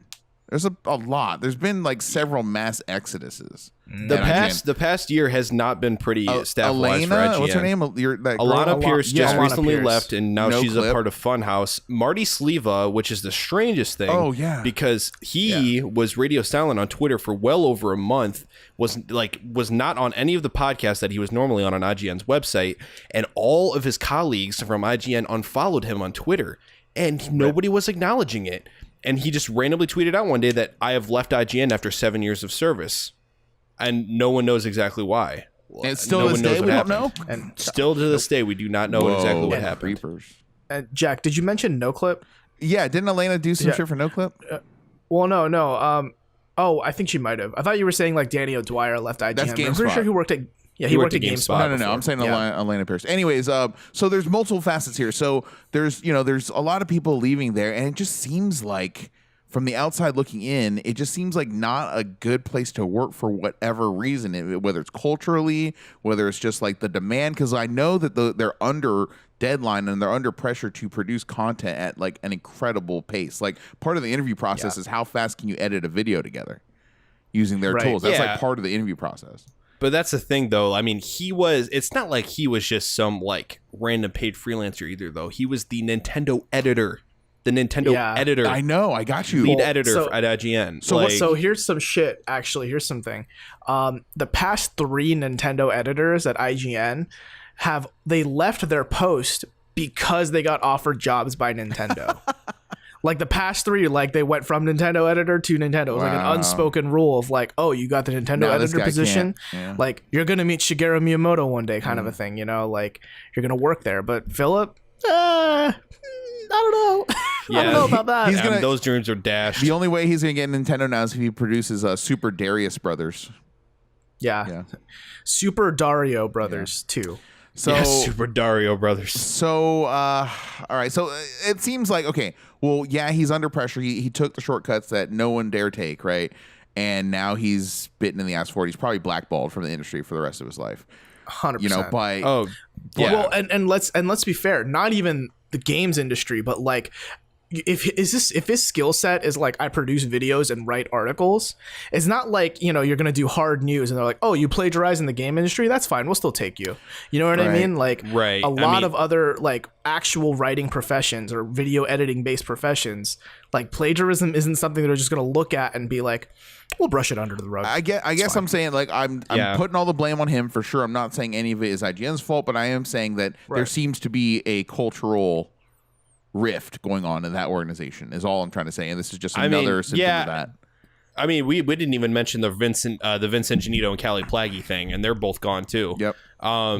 So it's just I don't know what is going on there, dude. There's something going on in the water over at IGN. Yeah, that's really weird. Yeah, I mean, but the fact of the matter is the guy committed career suicide. I mean, that's pretty much what it is. Like, and it's sad, but you know what? I mean, you don't fucking plagiarize. Like it's the worst writer's offense there is. I mean, all the fucking people that are busting their ass that would give their left nut to be in the industry, and he's fucking riding, you know, on their coattails and reaping the reward, the social capital, the actual capital, and getting paid to do that. Like, it's really shitty, really shitty. Yeah, and the fact that he got as far as he did without being caught before is actually kind of impressive. I can't wait to see where the end is of this, and we find out exactly how many people and who he did plagiarize now, since he's under the microscope. Yeah, I mean, I'd be willing to bet that an army of Redditors, army of 4chaners, army of Twitter users have been scouring all of his past videos, past reviews that he's written. Right. And the worst part of it is, though, is like from what I'm not an avid follower of his. I know he was on, I think, Nintendo Voice Chat on IGN. Don't quote me on that. I don't know. He was becoming a personality on IGN. I know that much.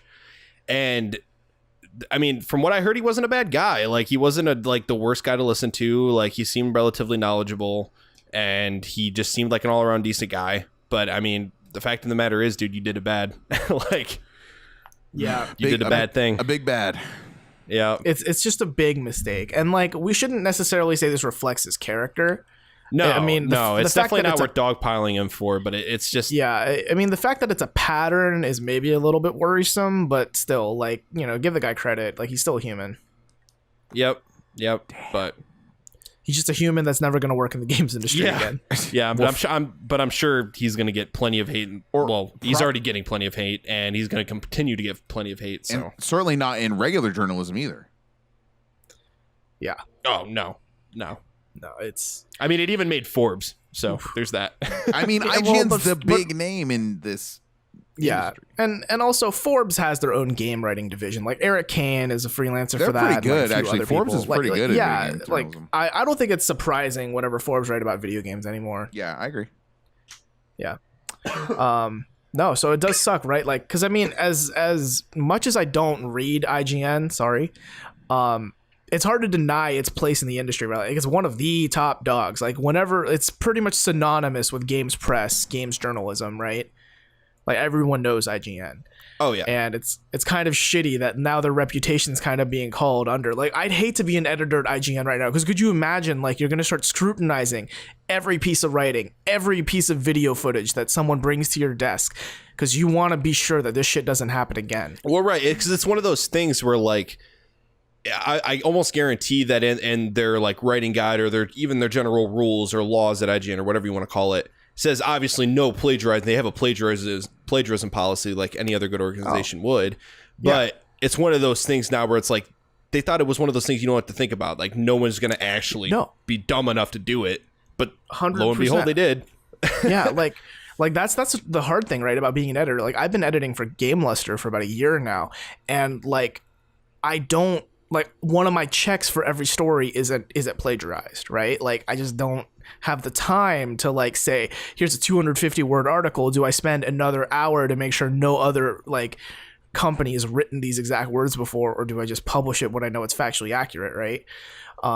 It would bog down the process so much that checking it out is not really worth the time. But now Phillips created this environment where it's like the editing team is probably very on their toes and very worried about it. Oh yeah, you know? they're buckling down like a motherfucker over there. I would hate to be on that team right now. I'd hate to have been that team when they were found this out. I mean, could you like guarantee there were some screaming matches going on? Oh, 100%. Yeah, there was definitely some heat going on over at IGN offices. Yeah. But but on the brighter side, and kind of getting away from this, but like somebody somebody tweeted out like when they found out this happened at the official IGN account, when they read their statement, they're like, well, maybe she gets someone like really qualified like Brian Altano to make sure he reads through all the materials before they get posted. And then Brian Altano replied, I almost brushed my teeth with moisturizer this morning. Yes. Well, you got to moisturize those root canals. Right. Got to keep them nice and loose. Brian Altano, what a gem. That guy's got a mouth on him. He's got a mouth. Oh yeah, I love it. He also has a nose and 2 eyes. Did you know that? Yeah. So, Colin, you brought us up. Allow me to bring us back down again with the news. Kotaku published this is months-long investigation piece about the kind of sexual harassment culture at Riot Games. Yo. Either of you get a chance to peruse that fucking 5,000 words? But I want to. Dude, it's an essay. It's a book. I still want to hear about what's going on at Quantic Dream too. But this is good, Riot Games. Okay. Yeah, this is a detailed investigation though that started, I think, back in December. Yeah. Credit to where credit's due. Cecilia D'Anastasio. So sorry. D'Anastasio. I have a hard last name too. I get it. D'Anastasio. D'Anastasio. I mean, sure. yours just looks like you can look at your last name and just you know how to say it. Like you can fumble through mine. Spoken phonetically. Anyway, point being. Right. So she's been doing, and I'm sure other people at Kotaku's helped her out too, but she's the one who's credited with this piece about the kind of really bad culture, right, of sexism at Riot Games. And it's like, it's as bad. It goes from simple things like, oh, what do you know about video games? You're just a girl, to like actual cases of rape. Oh shit, I didn't get that far in the article. What? Yeah. What? That went unreported to the cops? Yeah, there were some the unreported part, that's hearsay from like people on Reddit who allegedly are people who work at Riot or have worked at Riot in the past. And those of you who don't know, these are the guys who they only have one game, League of Legends. Maybe you've heard of it. But it's pretty bad. Like there are people, some women who've come forward. Obviously, all of them are anonymous in this thing because like you don't want to put your real name out there for this. But when they were being interviewed, they'd be asked questions like, "How big's your EP and what video games do you play?" Like it's just like that kind of phrasing. And there was legit one person on Riot like who was interviewing a new hire who was a woman, and she said she didn't play games like Call of Duty, and he said, "Oh, you're not a real gamer then." That just sounds like every 10-year-old. Right, but it's like, dude, you fucking own League of Legends. Hundreds of like tens of millions of people play this game, and you're saying if you don't play Call of Duty, you're not a real gamer. It's just a joke. Like, it sounds dude, like. I don't know. It sounds like a joke, but it's just all of it's just everything you read in that article. It just sounds just gross. It just makes me feel gross and grimy and. It's so and then like there's an example of one woman who kind of had like a solution to a problem. Essentially, she wanted to present it to the team, and when she did, everyone was like, "That's a stupid idea. Who would ever do that? That's so dumb." And then like she talked to one of her guy friends there and just told him like, "Hey, a week or two from now, can you present literally the exact same idea?" Yeah, the exact way I presented it and everything. Yeah. A week or two later, he presents it, and then everyone's like. Good shit. So it's just basically just a misogynistic work environment. Yeah, pretty much. But I mean, like, fucking, I'd hate working there. And, I know part of misogyny is that guys are generally blind to it, right? Like, you just don't think about it. But it's like a lot of this just seems so fucking blatant. Mm-hmm. Yeah, I mean, it's one of those things where it's like, it's not like someone's nitpicking or someone's like, being ridiculous or over the top about some of the things that go on in this workplace or whatever. No, I mean, it's clear as day that some shit is going on, like going down over at Riot Games, and something needs to happen about it. I mean, and I find it really ironic when they have an entire division of their team dedicated to abolishing the toxicity going on in their own online community, when they can't even fucking figure out what the hell's going on in their own internal team. Like, yeah, it's mind-boggling to me. And the fact that they're interviewing these women and be like, "Oh, well, you're not a real gamer," and blah blah blah, and they just have this hardcore bro culture fucking like, yeah, fucking tits and ass, like, we just play games because we're fucking bros. Yeah. a lot of people were referencing like this excessive bro culture, likening it to like a fraternity, but like a fraternity that develops a big game. And there's a quote here from the article. One of Riot's male senior leaders regularly grabbed his genitals and would say that if he walked into a meeting with no women, he just farted on someone's face. Like, whoa. But that doesn't even make any sense. Like, that's farcical. Like, that's not even real. Like, that can't be a real human being saying those words. What's scary is that when you and I were going to school at Ohio State, I think we were talking with Kyle in the newsroom, and it seemed like a lot of people upon graduation were going to Riot, and it was like a big deal. It was like kind of like, oh, wow, lucky you. You know, you got a sweet gig after college. It seemed like the it place to go to. I mean, and if you think about it, like, especially like 2-3 years ago, League of Legends was huge. Mm-hmm. You know, we're kind of in the downswing of like League of Legends' popularity right now. Yeah, it's Fortnite's world now. Yeah, but a couple years ago, dude, League was the game to be involved in if you wanted to be in esports, right? And I imagine getting a gig there is just like the perfect job for that, right? Like, you just think about like the benefits of, oh, I'm working on a game like everyone knows, hundreds of thousands of people watch it every week, and, you know, Worlds gets so many viewers, et cetera, et cetera. Like, it's a cool idea. But then, you know, when you're thinking of it through that lens, you're not thinking of it as like, but what would it be like to work here as a woman? Like, would guys be sexually harassing me all the time, et cetera, et cetera? You know, you don't think about it necessarily that way, not until you get there. It's just sticky situation, man. I got to read that article. I'm behind on gaming news, it seems like. Yeah, it's really sad. Yeah, I don't understand it. I don't see why. I mean, especially with how progressive like the video game industry has become, and very many positive ways in the past couple years. Like, how have they skated by for this long? I mean, Kotaku started this. Now, what, you have the article open, Robert? I do. What was the thing where, so like they said they started in the investigation in December, but then didn't Riot change something on their website in like April or May, right before they made it known that they were doing the investigation or something like that? So here's the thing. They didn't, like, they'd been doing this investigation since December, but they didn't approach Riot about it until May. Right. So they had 5 months undercover, basically. Right. And after they approached them, Riot had included this thing about, you know, oh, we're all about diversity and inclusion, and we never discriminate on gender, race, ethnicity, religious, you know, basic, you know, cover your ass, good things, right? Like, but I mean, good inclusion things that are nice. And they claimed they've had this webpage up since April. They didn't. Whoa. And I mean, too little too late. I mean, fucking Riot, you've been around for 8 years now, and you just included an inclusion and diversity thing. Too. I'd like to know what the makeup is of their workforce. 80% male. Well, I mean, also racially as well. Oh, well, yeah, but I mean, this is, I guess, majoritively, it's a gender issue. Gotcha. I guess. But, I mean, think about it. They're headquartered, I believe, in California. Okay.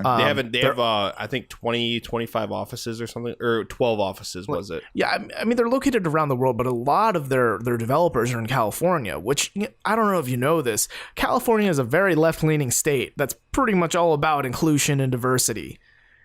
Right? Like, yeah. I don't know. It's just so odd. Oh, and also you have players from literally around the world. China's one of the biggest markets for League. Korea, one of the biggest markets. Yeah. Right? Europe. It's just, I don't know. It's so, it kind of paints Riot in a really bad light. Yeah. I need to do more research. I can't really speak intelligently on this stuff, but you said it's like a Bible's worth of text, basically. Yeah, it's a good long article. Like, it's a full-blown, like, investigation. Does it read like a takedown piece, or does it read like, you know, like a news story? Half and half. Okay. Yeah, I mean, so what I'm curious to see is how Riot's going to respond to this if they haven't already. Like, I don't think Riot's issued an official statement, right, Robert? They can't not. Nope. They can't afford not to, can they? Yeah, I was going to say, like, this cannot be ignored. They're going to have to, like, I guarantee though right now this is what I'm theorizing it's going to be. They're going to put out some bullshit PR statement, right? That it's like, okay, so we've heard the complaints. Our internal team is under investigation or some bullshit, or, you know, like, they're going to say something like that, or either that or they're going to completely circumvent the problem, i.e. EA or something. Who knows? Yeah, it's, I don't know. It's just sad to see this because like you'd like to think we live in a world where, you know, back in the 80s, early 90s, like video games were like just the boys, right? Like only boys play video games and girls play Barbies because girls don't get it, right? But you know, recent times it's been more of a 50-50 thing. Yeah, they're definitely like you can't think of gamers without picturing a woman playing a game too, right? Like that's just the reality we live in. It's not a boys club anymore. You know what though? I think the mass media or the mass market, like if you ask people what do you think about when you think about girls and video games, I think you'd get a big split of people saying, oh, cosplay. Not necessarily, you know, streamer or gamer or professional gamer or game developer or, you know, developer director or something like that. You know what I mean? They're thinking, oh, cosplay. I mean, there's some big girl streamers out there, but I mean, I guess I kind of see where you're coming from, though. I'm saying that's a problem. Yeah. Well, yeah, but I mean, like aside from cosplay, like it's just a known fact there are women who play video games. Now it is, yeah. That's just the way it is. Yeah, the hard stats will tell you that gamers are 51% male, 49% women. Right. So it's kind of like egregious at this point to just like judge a woman and immediately think like, oh, you never even held a controller before. I bet probably don't even know how to play Pac-Man. You probably don't even know what Pac-Man is. I'll bet you the average age too is creeping ever close to 40. I'll bet you. Yeah. That's about where it's at, actually, if I recall the statistics in my head. Yeah. I mean, because you've got people who grew up, you know, on Nintendo 64, on Super Nintendo, on PlayStation 1, right? Yeah. Like, yeah. All right, man. We should probably be wrapping things up here on that note. Yeah. On that note of, man, the industry is fucked. I got to read that. It's a lot of shit. When did this come out? Yesterday. Okay, I believe Tuesday. All right. Yeah, video games. Get your shit together. Yeah, what the fuck? Yeah, video games. Stop being a piece of shit. All right. Yeah, women play games too. I'm kind of bored. You know what, guys? I think I'm getting out of games. I'm kind of bored with games because I liked when there was competition, namely like when Xbox was actually trying to compete with Sony and vice versa, and when Nintendo was competing with Sega. Like there isn't enough flame wars going on here.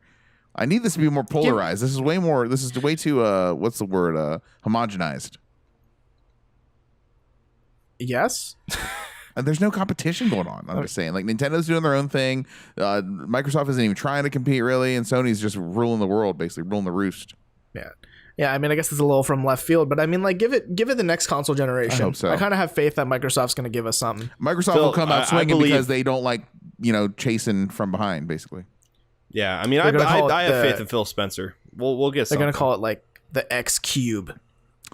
We're getting big. I bet they're going to have two versions. They're going to have one that's like, we do all the computing here on your side, just like a normal console, and one's going to be just like a streaming stick or a streaming box or something like that. Oh, the X stick. Yeah, I think it's going to be like, you know, like the Fire Stick or the Chromecast, something like. It's just going to be a streaming thing that plugs in and you just subscribe to Xbox, basically. That's what Game Pass basically is. Yeah, probably. Yeah, definitely. We've talked about like the whole idea of like streaming consoles. And there's actually speculation around Project Scarlet, Xbox Project Scarlet, that's what I'm saying, being one part streaming, the other part actual console. Yeah, that's what I just said. Yeah. So, yeah. All right, I don't want to open that can of worms here. We'll save that for next week and beyond. Right. Other than that, I mean, I think we can actually, you guys want to talk about Evo for a little bit? Jack, I mean, it was pretty good, dude. Sonic Fox 1, Dragon Ball Z. Did you see? The only thing I want to talk about, I mean, there were a couple things. Did you guys see the Smash Wii U Grand Finals? What happened there? That whole controversy? No. So apparently Bayonetta, man, okay, this is going to take a minute then. So apparently Bayonetta is like the most hated character in Smash Wii U. All right. And the two guys, and because she's the best character by far. So she's hated by everyone, just looked at as cheap, and it's unbalanced now with her in it currently. So the two people that got to the grand finals, guess what? They're both Bayonetta players, and they're both also best friends. So they agreed and colluded against the rules for like one round to just stand there and block for like 5-10 minutes, something stupid like that. They had to call the referees out. They had to call the founders of like fucking Evo to come out with the rule book and show them like, look, guys, what you're doing is against the rules. You're colluding. This is not in the spirit of the tournament. This is not in the spirit of competition. You have to fight. And only after like Big Papa Evo came out and told them they had to fight did they resume. And it was just such a bitch move, and it just made the whole thing like seem real shitty. And it gave everyone a bad taste in their mouth. So that happened. You know, look that up in your own time. It was, I mean, do you guys want to say anything about that? I mean, I just think that's real shitty. I watched like a bit of the Smash finals, but then I had to do stuff and I didn't tune into like the Melee finals, so like I missed that. Yeah, it was some bullshit for sure. And so what was on the other side, what was pretty cool, or maybe also some bullshit at the same time, Sonic Fox, who is a furry, like fully formed, like he fights 100%. with a tail and it has a mask and all that.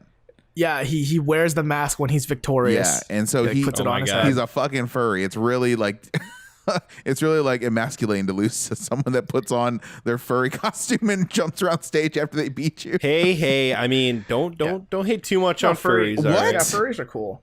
Furries are fine. I'm gonna hate on furries, Colin. What the fuck? Wow. Whoa. Hey, they're people too, Jack. They're people too. Are you serious? Or I'm serious. Am I in a room with yes. two people tell me not to hate on furries?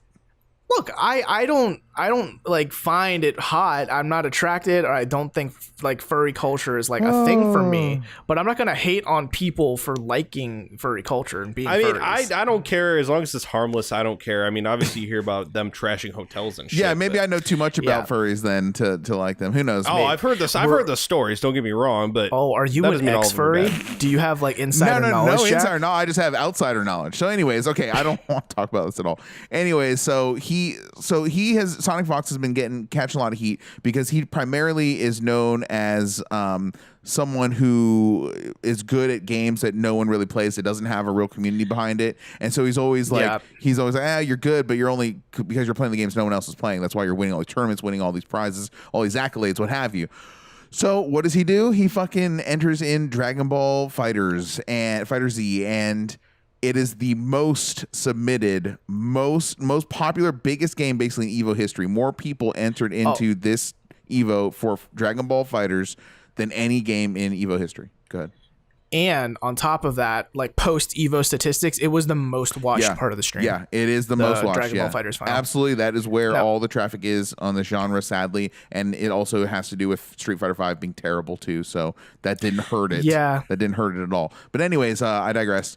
So that's what he did. He's like, well, I'm gonna win fucking grand finals of the most popular game, that ever. So like, kudos to him for doing that and shutting everyone up. But the way it went down was kind of crazy. So you guys know how it was. Oh, go ahead. I saw that. Can I actually talk about it? Or do you want to? Okay, so here's the thing, right? Sonic Fox and Goichi are kind of like, that's kind of like the, right now when you're talking about Dragon Ball Fighters, that's the matchup. Like last year at Evo, when the Dragon Ball Fighters beta was at Evo, I believe those two were like the finalists. Oh, really? And then like throughout a lot of tournaments, right? Like between last year's Evo and this year's Evo, they've clashed a lot. Like Goichi and like basically if you were to like ask someone who's the two best pro like fighting game players in Dragon Ball Fighters, it's Sonic Fox and Goichi. Like they're Goku and Vegeta, basically. They're Goku and Vegeta. So, they fought against each other in the winner's final. Sonic Fox wins pretty easily too. It wasn't a shutout, but it was like he wins. Wait, hold on. We're skipping some story here. Like no, this is winner's final I'm talking about, not grand final. Okay. So grand finals, right? Goichi goes to loser's bracket, works his way up, and now he's like the loser side of the grand finals. He was knocked out by Sonic Fox.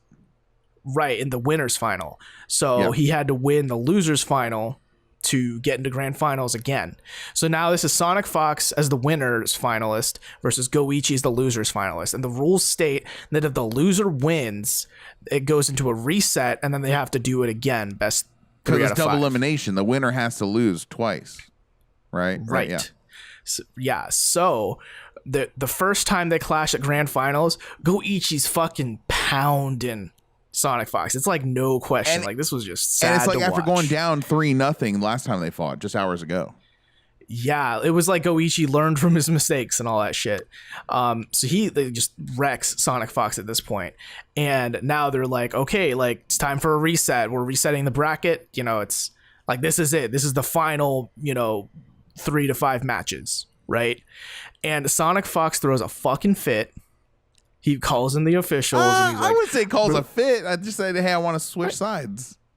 Well, yeah, but it was still like he was holding up, this process. And Goichi, like, he looked focused. Like, he was like no smiles, he was no definitely laughs. icing him. Down. 100%. He was so mad. He was icing him because he was gonna lose. He was losing bad. He got eliminated, got knocked down 3-0, reset the bracket, and then he called, hey, I want to be on one player side now. Yeah, and the rules initially state that, like, no, you stay in your seat, like, you stay on the side you're in. But I guess Goichi was nice or made an exception of some kind. No, this is not what happened. The rules state that you can switch in the event of a reset. They had to dust off the books and pull out the founders again. Right. So they said you can reset, but they had to have a translator there too. That's kind of what was contributing to slowing up the process, was to have a translator to explain the rules to Goichi. So what they ended up doing was having this is pretty funny. They had a coin flip to determine whether or not they were going to switch or not, because neither one wanted to, or because they weren't agreeing on whether or not to switch. So fucking Sonic Fox calls fucking Tails, like, how funny is that? And gets it and wins, and they have to switch. Because everyone that trains on fighting games, you're used to playing on the left, you're used to being first. It's kind of known across, the FGC that you sort of have an advantage if you're player one. Right. And like some people would say, because he was player one there, he won. Like, that was the reason why. Yeah. Because he did win. Yeah. He's like the finalist. Like, he won. And so he got his way. He won the coin flip with Tails, and then he proceeded to 3-0 him and win fucking Evo. Yeah. Yeah. Wait, so Sonic Fox won all of Evo? Yes. Yeah, he is the winner of Dragon Ball FighterZ. He is the champion. He's a grand finals champion. Yeah. It was so heartbreaking to watch that happen, dude, because the guy lost, and then he was beating his ass, and he probably was feeling himself. Then he got iced, because it was a long delay. It was like probably 10 minutes. Yeah, it was like 10-minute delay. It was a while, and then to lose like that, like, fuck. So Sonic Fox did, certainly caught his share of heat from the crowd. A lot of crowd turned on him right then and there in the stadium in Mandalay Bay when he did that. He's catching some boos for sure. So, hey, man. Well, yeah. I mean, it's kind of like being a sore loser, It's not, though. It's not. He was adhering to the rules. He knows that rule's been there forever, and he knows the rules there. And he's like, hey, I want to enact this rule that's in the guidelines, the bylaws. So I'm not really that mad at him. If he lost, then no one would say shit, really. But it's because he won that now we're examining what happened. I just think he's playing within the rules, man. I mean, yeah, and you still can't deny he's a fucking good fighter. He's the best in Dragon Ball FighterZ. He's one of the best fighting game players in the history of FGC. Yeah, and all I'm gonna say is, after seeing all of that Dragon Ball FighterZ action at Evo, Cell is gonna get so fucking nerfed. Literally every team had Cell on it, and I was like, dude, were you guys flipping out at Cooler being announced? I mean, it's cool, I guess. Yeah, like I'm still not going to pay $5 a fighter, though. It looks like Mewtwo to me. I don't know. Yeah, kind of. But he's Frieza's brother, so he's like, he doesn't play similarly. He looks a bit like a mix of Broly and Frieza in a way. Like, he's more hulking and like, I grab you and shit. What I'm more floored at, if we're talking about Evo character announcements. Well, actually, before we say that, Jack, how do you feel about Sagat and G? Don't give a shit. Street Fighter V is dead to me, basically. I don't care. I can't believe we're over. How old is this game? 2 years old? How old is Street Fighter V? I want to say 22. We're just now getting Sagat. 2 or 3 years old. Like, what the actual fuck? Like, I mean, this game launched without a fucking arcade mode. So is this game launched without Blanca? Is this the end of Street Fighter? I'm dead serious. Is there going to be a Street Fighter 6? Because this game is on just PlayStation. It sucks. Is it? Isn't it on it's on PC? It's on PC. It's on PC, but it's console exclusive. Is PlayStation? It's like the fuck, and I bet there's no cross-platform, or maybe there is. I don't know. I can. But who cares? It's just like, come on, man. Like, wow. I've been salty on the sad state of Street Fighter 5. Same. I still won't buy it, even though it was $10 over the Evo weekend. I still was like, fuck you, I'm not buying this. Well, okay, but didn't they release like 3 or 4 different versions of Street Fighter 4? So like maybe eventually they'll hit gold? Yeah, I mean it's it's way better than it was. Is they have Street Fighter V Arcade Edition now or whatever the hell. Dude, I think Street Fighter 4 is still the jam. Like there were people playing it at Evo, and I was more interested in watching the Street Fighter 4 matches. Right, I bet. Yeah. Anyways, that's all I got. The character news that floored me though. Tekken 7, Harada-san. They announced their season 2 lineup, right? And so we're getting Anna, I believe, who's like a longtime character, getting Lei Wulong, another longtime character, who's basically Jackie Chan. Everyone wanted him in the game. Cool. And now he's finally Nice. here. And Negan from Walking Dead. Oh yeah, that's weird. Yeah, we're getting It's fucking so Walking fucking Dead weird. in Tekken. That's a weird Yeah, one. Tekken so is fucking weird. Yeah, Tekken's a world now where we have Geese A Howard. panda bear. Well, I'm talking like franchise crossovers. We have Geese Howard. We have Noctis. Yeah. We're gonna have Negan. I'm pretty sure there's like one other Should have crossover. Waluigi in there for good measure. I'd love it, dude. Wait. Fucking Waluigi, I'm waiting for that Kiryu, man. Kiryu is a fucking downloadable character. dude. Maybe one day, because like the community wants it. It's like how the community wants Ridley in Smash, and now he's in Smash. For whatever fucking reason. Oh man. Yeah. No, I think Tekken 7's a nice little game. I enjoyed playing through that story mode. I might Yeah, actually have it's to pick it up now. Great game. Would I recommend. endorse. Very I fun. endorse it. It's hard as shit at the end, but yeah. Yeah, the final boss battle is very unfair. Yeah, it sucked. Stupid. All right, let's wrap the show up though. So hey, if you enjoyed what we did here, consider leaving us an iTunes review, or like tell a friend. Next time you're watching Evo next year, try to go to Evo and try to beat Sonic Fox and Dragon Ball Fighters, and when you beat him, tell everyone to listen to Tiny Disc Podcast. Throw up the gang signs. yeah the TDP gang signs. We'll work on those. We don't have those yet. Yeah.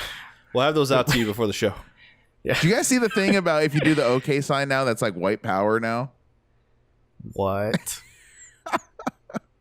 Great. Good. This world Perfect. sucks. Nah. It does. And if you want to leave us any feedback, questions, comments, concerns, anything you want us to read live on this pre-recorded show, email us at tinydiscpodcast@gmail.com.